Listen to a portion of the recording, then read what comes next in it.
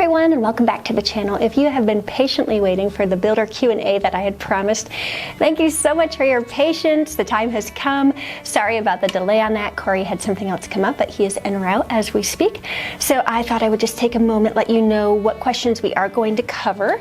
We are going to go over general builder questions, building process, costs and budget, land and site preparation, design and planning, materials and quality, and warranties and post-construction.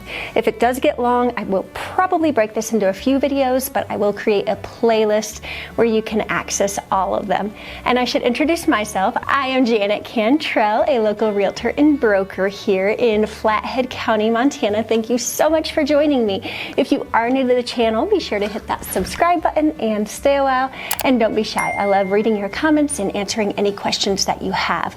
If you are looking to buy or sell here in Montana, please reach out. I would be honored to help you with that as well. All right, let's get into it. And also, please do give a big thumbs up if you do find anything in here helpful or useful. It really does help me out. All right, well, welcome, Corey. Thank you so much for joining us. Can you just introduce yourself a little bit, your company, how long you've been in business? Sure, thank you for having me. My name is Corey Albrecht. C2 Enterprises LLC is the company. Started as a architecture only design in 2015. Oh wow. And then I did design from early 2000s, late 97 to like 2004. Okay. And then took a break for military service, and then came back in 2015. Oh, well, thank you for your service. Thank you. Yeah. Decided to get bigger because I want to control the quality of the project. Okay. So rather than design it and then hand it over to a builder, and then go through the bid, design, rebid, rebudget, and then build, and then either site visit, or a lot of time it was no site visit.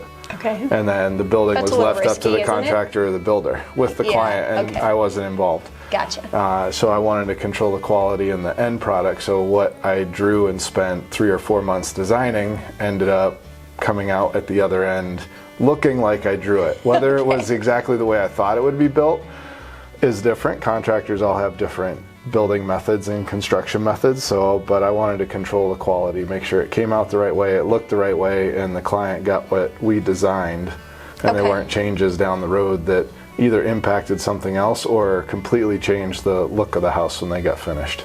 So if a client comes to you, you're going to handle it from all the way from design to finish? I would like to. Okay. If they would like to hire me for that, I would much prefer to do it from design to finished construction, hand over the keys post-construction, and give them the complete project. But I'll do anything that they want. So a lot of people will come with a contractor already, and then I'll design it and then hand it over and still be involved. So any questions come back, any complications or any questions during the project, I'm there the whole time.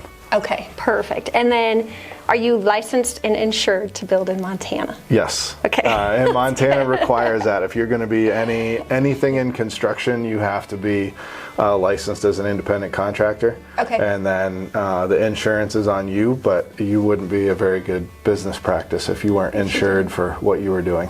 And if people are listening and they can ask the question, but is there something they should ask for as well? When they're having this discussion for proof, is that something easy to send over? Or for them to look up? You get an independent contractor license from the state, which you can send, or they can go search your name, your business name, your address, and look it up online with the state of Montana and see if you're in current and good standing, because you can still have your certificates, but you may not be in current or good standing, so you can go online and look that up to see if they're still in good standing or not. Okay, so that's step one. What types of homes do you specialize in? I don't really have a specialization. Okay. I've spent time in log homes, modern homes, mountain homes, historic renovations, normal renovations. I try to leave it open to the client, so whatever the client's ideas are, we talk about it, make a bubble diagram, figure out what their jigsaw puzzle pieces are, is what I call them. Okay. And then I fit them together in the design that they've presented and that I think would fit them best. Okay. And so I try not to specialize in, like, I'm just going to do modern mountain homes and make that perfect. I'm going to do whatever the client would like to have done and make sure it's designed and coordinated for what they want. Do you have a favorite though? My favorite would be just a straight mountain home that's got a lot of rustic charm to it. Okay.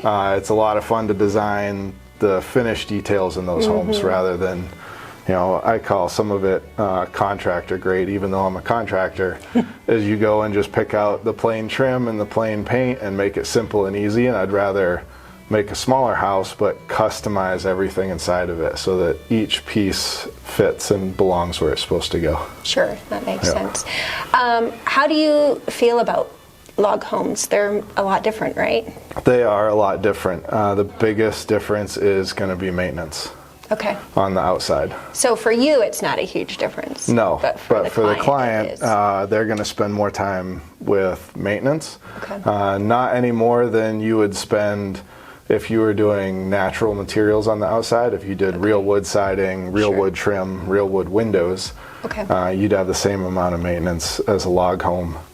The log home is a little different building because you can't put everything anywhere you want to.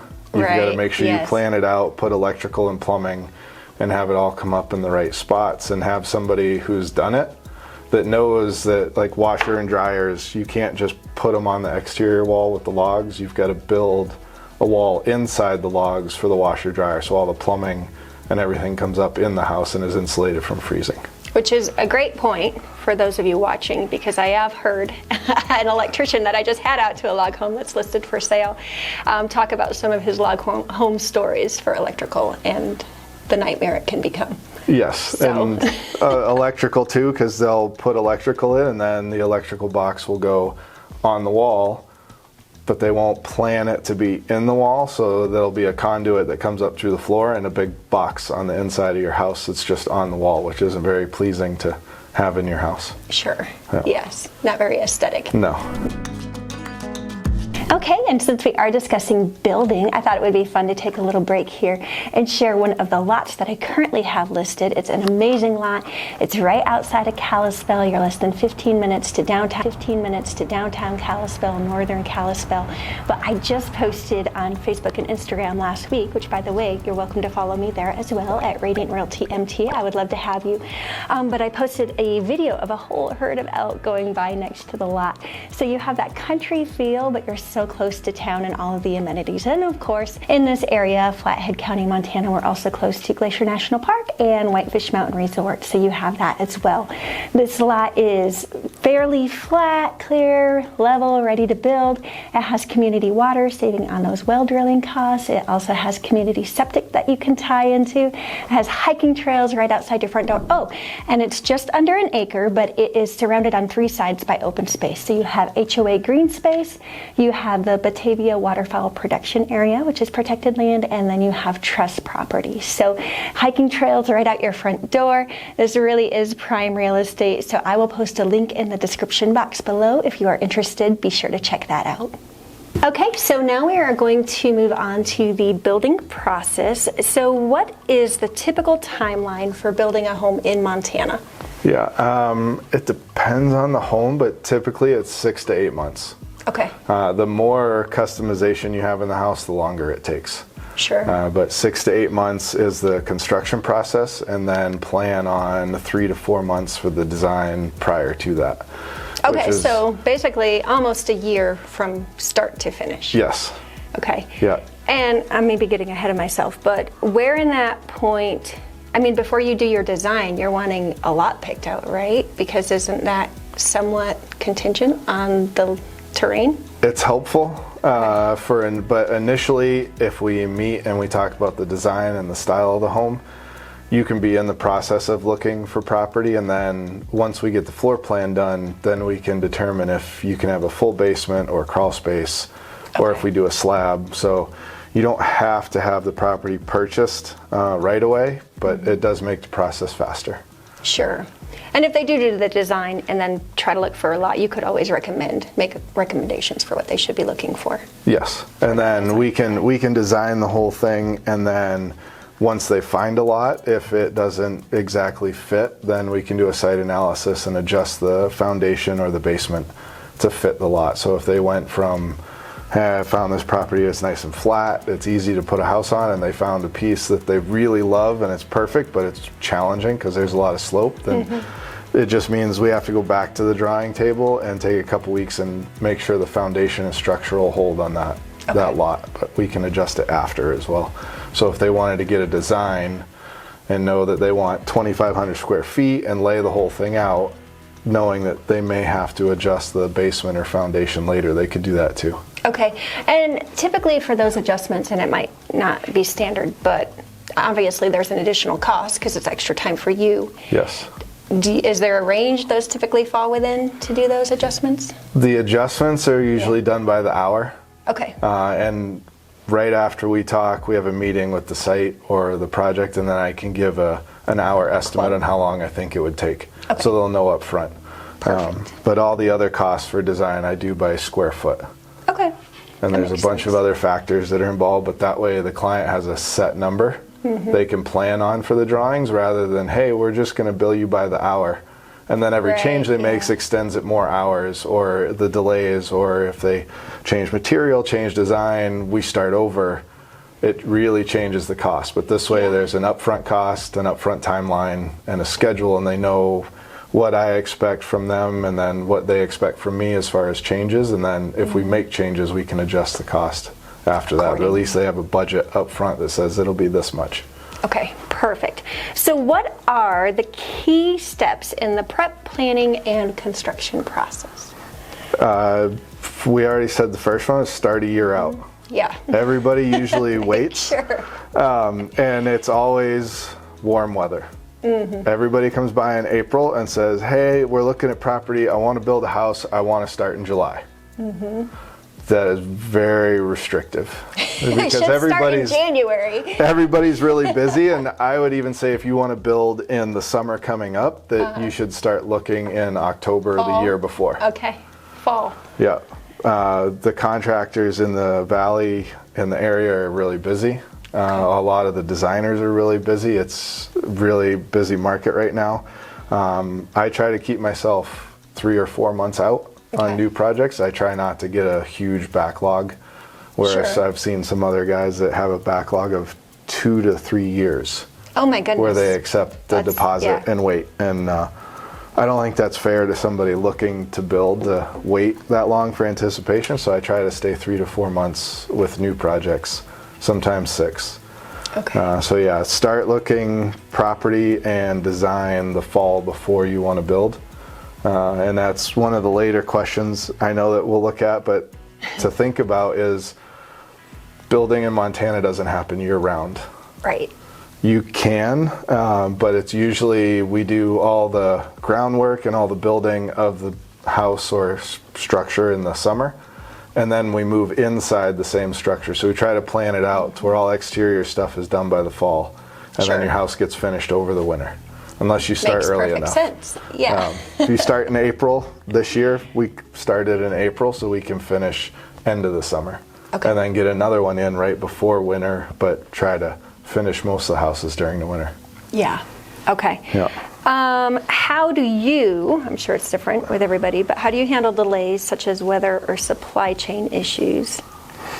So weather delays is same reason, try to plan the building when the weather's nice. So we try to plan all summer, go inside in the winter, and then supply issues in the valley since COVID, about the last 2 years, have been back to normal. Okay. We haven't had any delays. The only delays I've had is in the actual shipping company. Okay. But the supply has been there, and I've been able to get all the supplies on time, or even have one expedited that got lost in the mail. So here's a hot topic. How do you think tariffs are going to affect that? Cost, yes. Will it affect supply? Cost a little bit. I don't think it's going to affect supply as much, just because most of the stuff we use is now in the country. Oh, it is? Okay. We didn't before, which is during COVID, and supply and the issues with shipping was plastic. So all the electrical stuff, all the plumbing stuff, it would show up in the store and then it would disappear in a week. And then you'd have to wait 4 weeks to get more of the same electrical boxes. Wow. And so our manufacturing coming from China and other countries was what was slowing it down. We couldn't get it into port fast enough, and we didn't produce it on our own. But now you've switched suppliers to Yeah, in the country. and most of the suppliers in the local stores have got a surplus of stuff now. It's not so busy they're waiting 6 months to get Sure, material. that's a good point. Different And market so now they've recouped what happened during COVID. Shipping is open, and most everybody has about a week or 2 weeks on everything you want to get. Great. Unless it's a special item. All right. Well, good. Well, and I sort of cut you off with that, but that's great that you were able to get that one expedited that got caught kind of and delayed. Yeah, and I haven't had any issues with the supply, just some of the shipping companies. Okay. And they're just for whatever reason, some things get lost in the mail. Is there a better shipping company to use for Montana? No, they're all about the same. equal? It just depends on how big of a shipment. If you have to ship it by freight to where we're at, it takes a little longer because the freight shippers don't come to Columbia Falls and Kalispell as often as they go to Missoula and Bozeman and some Really? of the bigger cities. Okay. And so they have certain days, like they might only show up on Tuesdays and Thursdays. And so I've just got to plan that out for the project and make sure that it shows up ahead of time. Sure. So let's move on now then to costs and budget. I know this is a big one for a lot of you. Some of these questions came from those of you that have watched or been watching for a while. So how much does it cost to build a home in Montana? What is a typical price per square foot for base, mid, and premium level finishes? That question I do get a lot of. And Yes. it's always, hey, I call it the base, I call it the cheapest. What's the cheapest I can get it for, and then what's the average and what's the high end? Mm-hmm. And I try not to split everybody's costs per square foot down to base, mid, and high. Okay. Because that's typically more commercial or subdivision building. Mm-hmm. Yeah. When you're looking to design a home, and you can get plans online and then bring them to the office or bring them to an architect and they can adjust them because they're never perfect. There's always something somebody wants to change. Sure. So I say right now in the industry, plan on 300 to 325 a square foot. Okay. And then once you get the design done, you can decide where you want to change that square foot price. All right. So you can pick your materials or your finishes and lower the cost or raise the cost depending on what you pick and what's available, or you can get the design done and then realize that, hey, maybe I don't need the extra den and office and I can make the building a little smaller, and then your price per square foot may be the same, but you've reduced the entire budget because you don't need that extra space. Sure. So rather than take a huge house and a lot of space and then try and get it for $250 or $225 a square foot, which now you're sacrificing quality and of the products and maybe the construction, if somebody's willing to build it that low. Sure. Or then you can't finish the house because it's so big and you get 3/4 of the way through and now you can't finish the house that you want to retire in or live in or have a dream house. So Yeah, that's not a good place to be. 300 to 325 gets you the completed house. So from start of prepping the land and excavation to handing the keys over with usually grass planted in the yard. Oh, wow. Not necessarily sod, but the house would be ready to move in and hand the keys over at that cost. So what items would not be included in that cost? The biggest one is utilities. So electric, power, septic are not included in that because it depends on if the property has utilities up to the property line and then how far your driveway is. Right. So if you want, there's no straight answer to how much that's going to cost. If you want a really long driveway, you're going to expect to pay at least $5,000 for electrical because you have to go from the street to 150 feet where you put a vault in. And then you can go from the vault another 150 feet, and if you go farther than that, you need another. So every 150 feet you need a vault to manage the electrical power. So if you want a really long driveway, then you've got to pay a lot of money to get that power to your house. So I've never thought about it with a long driveway. There are a lot of properties here in Montana where you might not even have electric at the street. So that's another cost. Yeah. And then water, whether it's city or you have to do a well. Yes. And then the septic. Septic, usually 8 to 10,000, but depending on how big of a house you want, depends on how big the septic is. Some sites already have it. Some sites don't have it, and so then you have to pay for the cost of a septic planner to actually design the septic system for the property and then send it to the city, get it approved, and then get it back. Okay, so 8 to 10,000 is actually less expensive than I usually have told clients in the past. I've always told them 20 to 30. Is that because of that planning difference? Because that's what I've been told. Or is that just because you're a builder and you have ins? It just depends on, I guess it would depend on who's doing the septic. But the last couple that I've done where they've come in, buried the septic tank, and put the leach field in, it's been about 10.5 to get the septic in. That doesn't include hooking it up to the house and all of the plumbing to get it to. That's just putting in the leach drain field and having it on the property and putting in the concrete tank for the septic. Gotcha. So then do you know how much it costs to do the rest that's needed? Total, the rest of that is usually included in the cost of building the house. Oh, so going okay. from the septic tank to the house with the plumbing and having all of that routed and hooked up is all included. Okay. It's just the actual planning of the septic leach field, where it goes, and then the tank is the additional cost for the excavator and the person to put it in the ground. Gotcha. So this is a side note, but there's a lot that I have for sale, and they have community septic, so you don't need the leach field. Yeah. How much does that take off of that cost then? Probably half. Okay. That's good to know. And then well costs, I've always heard about $100 a foot. Is that? That's true. Okay. Yep. Great. Thank you. That's true. And I've heard some people have hit it right away. And even if they're 300 feet down, I know others that have drilled 3 wells. Yes. Because they drilled the first one and it was good, then it dried up before the house was finished, so they had to drill another one.